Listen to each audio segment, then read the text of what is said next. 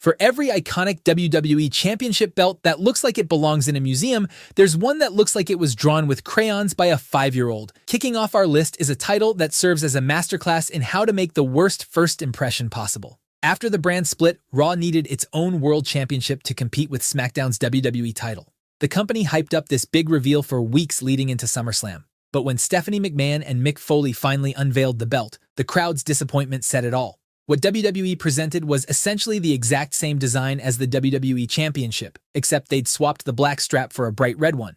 That's it. That was the big innovation. It looked like someone spent maybe 5 minutes in Photoshop changing the color slider. The lazy design completely overshadowed what was actually a fantastic match between the Demon King and Seth Rollins, with fans booing the belt throughout the contest. Things got even worse when the title switched to SmackDown years later and became bright blue instead, proving that no matter which color you chose, a world champion should never be walking around with a belt that looks like it belongs in a Crayola box.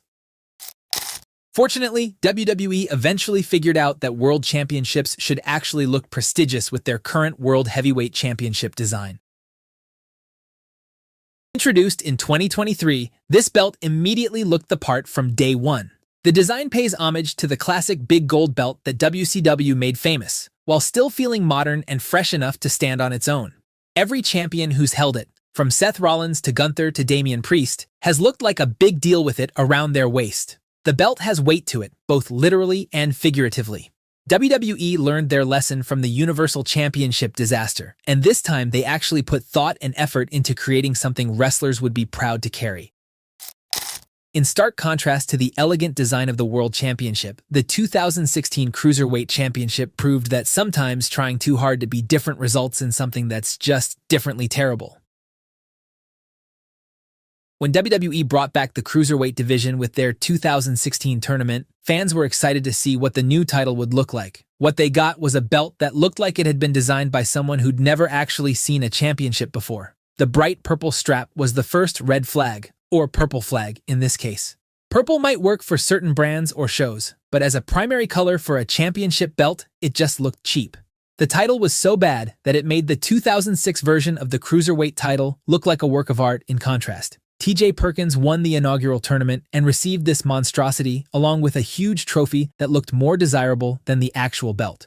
The Cruiserweight Championship taught us an important lesson. When creating a title belt, unique and good are not synonyms.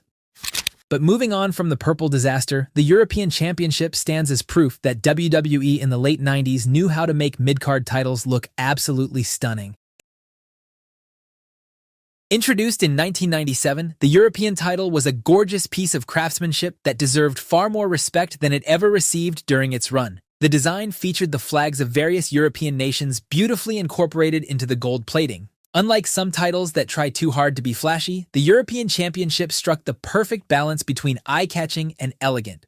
When someone like William Regal walked to the ring with this championship, it felt like they were wrestling royalty. Sadly, the European Championship was retired in 2002, unified with the Intercontinental title in a move that robbed WWE of one of its best-looking belts. However, if you want to see what happens when WWE actively decides a championship doesn't deserve respect, look no further than the Divas Championship. Introduced in 2008, this belt looked less like a prize worth fighting over and more like something you'd win at a Hannah Montana-themed carnival. The shape literally resembled a butterfly, and the women were stuck carrying around what appeared to be a bedazzled hair accessory. To their credit, performers like AJ Lee, Paige, and Charlotte Flair managed to elevate the title despite its appearance. But no amount of great wrestling could make fans forget they were watching competitors fight over something that looked like it belonged in a toy aisle. Speaking of mistakes in women's championship history, nothing compares to the bizarre monstrosity that was fabulous Moolah's personal women's championship. Moolah's title wasn't just an ugly belt. This was a championship that featured a literal cutout photograph of Moolah's face plastered right on the front.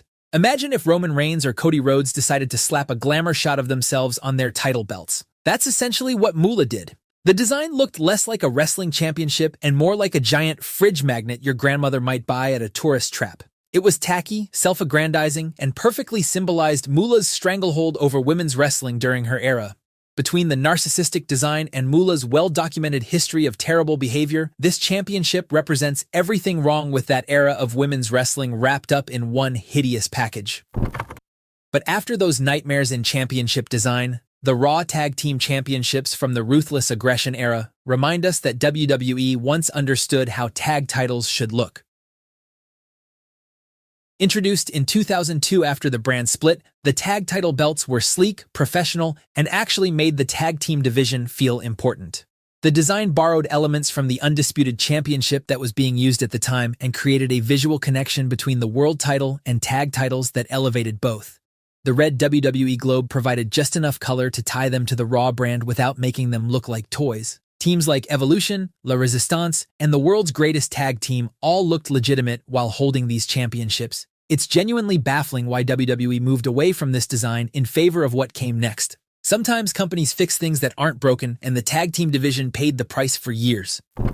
When WWE decided to unify the tag titles and introduce a new design, fans were hoping for something special. What they got instead looked like someone had melted down a bunch of pennies and shaped them into the most boring configuration possible. The belts were absurdly round, like physics-defyingly round. Champions looked like they'd strapped giant 2-pence coins to their waists. Bret Hart presented these titles to the Hart Dynasty on their debut, and even the Hitman couldn't make them look prestigious. No wonder the tag team division struggled during this era. The titles themselves looked like they weren't worth winning, but somehow, incredibly, WWE managed to make these even worse. In 2016, they simply changed the black straps to red for Raw and blue for SmackDown, keeping the terrible bronze plates and round design. Fortunately, when WWE needs to remember what a world championship should look like, they can always look back at the legendary big gold belt for inspiration. The big gold has a history that stretches back to the NWA in the 1980s, where it represented the most prestigious prize in all of professional wrestling. When legends like Ric Flair, Sting, and Hogan carried this title, it looked like they were carrying actual treasure. Even when Hollywood Hogan spray-painted an NWO logo on it during WCW's hottest period, it still looked incredible. When WCW folded and WWE acquired the belt, it became the World Heavyweight Championship and continued its legacy. Triple H's infamous reign of terror in 2002 might have been controversial, but nobody could argue that he didn't look like a champion carrying this belt. Later holders like Batista, John Cena, CM Punk, and Daniel Bryan all benefited from its inherent prestige. What made Big Gold special was its timelessness.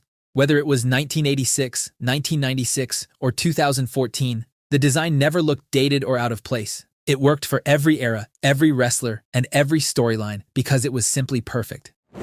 After celebrating that timeless classic, the WWE ECW Championship serves as a painful reminder of how quickly a company can ruin a beloved design. The original ECW World Heavyweight Championship was perfect for the promotion. Rough, aggressive, and intimidating. It looked dangerous, which matched everything the hardcore company represented. When WWE revived ECW in 2006, they initially kept a version of that design, and fans were optimistic. Then 2008 happened, and WWE decided that belt was too cool for their watered-down version of ECW. What they replaced it with was an absolute travesty. Everything about this belt felt sanitized and corporate, the complete opposite of what ECW once stood for. The new design was silver instead of gold, immediately making it look like a mid-card title rather than a world championship. This was the final version of the ECW world title before the brand was mercifully put out of its misery in 2010. Paul Heyman probably cried himself to sleep knowing this is how his baby's legacy ended. In stark contrast to this underwhelming design, the $1 Million Championship proved that personal titles can be absolutely spectacular when done right.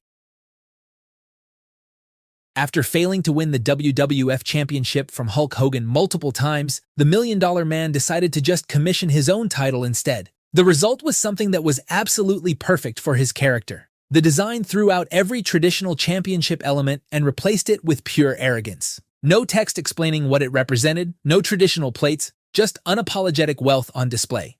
Was it garish? Absolutely. Was it over the top? Without question. Was it perfect for a heel character whose entire gimmick was flaunting his money? 100% yes. The belt looked expensive because it was supposed to look expensive. The gold and diamonds aesthetic never goes out of style, and the belt remained instantly recognizable decades after its introduction. When LA Knight and Cameron Grimes fought over it in NXT, it still worked perfectly. We don't see enough personal championships in wrestling anymore, and that's a shame because when done right, like the $1 Million Championship, they can be just as iconic as any official company title, even if for a brief period. Speaking of iconic belts that lasted for a short period, we gotta talk about the beauty of the NXT UK Championship. Introduced in 2017 as part of WWE's expansion into the United Kingdom, this championship looked absolutely phenomenal from day one. What made this belt special was how it managed to feel both prestigious and unique simultaneously. The championship's legacy was cemented by the incredible wrestlers who held it. Pete Dunne's brutality, Walter's dominance, and Ilya Dragunov's heart all looked even more impressive with this beautiful belt around their waists. Arguably, during its existence, this was the best-looking championship in the entire company, while the main roster was dealing with bright red Universal Championships. Sadly, when WWE shut down the NXT UK brand in 2022, this belt was retired along with it. Its short run from 2017 to 2022 means it never got the long-term recognition it deserved, but those who watched the brand knew they were witnessing something special every time that gold was raised. However, not every NXT championship has been a winner, as evidenced by the original NXT championship that looked like it was made from melted school bus parts. When NXT launched as WWE's developmental brand in 2011, they needed a championship to represent their new system. What they created was a belt that looked like it belonged in TNA's X division. Champions like Seth Rollins, Big E, and Bo Dallas had to carry this monstrosity around, and to their credit, they did their best to make it look important. Thankfully, WWE realized their mistake and redesigned the NXT Championship in 2014 with a much better black and gold aesthetic that actually looked prestigious. The yellow belt is now mostly forgotten, which is exactly where it belongs, buried in the discount bin of wrestling history. But if we're talking about championships that should never be forgotten, the Winged Eagle Championship stands alone as the greatest title design in wrestling history. Introduced in 1988, the Winged Eagle belt was instantly beloved and has remained the gold standard for championship design ever since. What made the Winged Eagle perfect was its balance of detail and simplicity. Every wrestler who held this championship looked like a true world champion. Hulk Hogan introduced it to the world, but it became synonymous with the excellence of wrestlers like Bret Hart and Shawn Michaels, who carried it through the new generation era with pride. When WWE retired it in 1998, fans mourned the loss. That mourning continued for over 2 decades until WWE finally brought it back for a brief period in December 2024. Whether it was the Golden Era, New Generation, or Early Attitude Era, the title never looked dated or out of place. Speaking of eras, check out this video next about the most loved and most hated eras in WWE history.